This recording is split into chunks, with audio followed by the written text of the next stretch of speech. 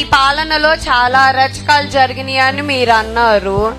అంటే మీరు అధికారంలోకి వచ్చిన తర్వాత సినిమా చూపిస్తామని కూడా మీరే అన్నారు. అంటే మీరు అధికారంలోకి వచ్చిన తర్వాత అరాచకాలు చేస్తామంటున్నారా?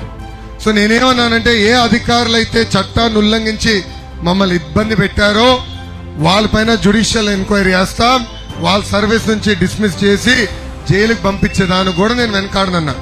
నాది కక్ష సాధింపు కాదు, న్యాయబద్ధంగా ఎవరైతే తప్పు చేశారో వాళ్ళని ఉపేక్షించకూడదనేది నా నినాదం. రాజ్యాంగం కాపాడాల్సిన బాధ్యత కొంతమందికి రాజ్యాంగం ఇచ్చింది.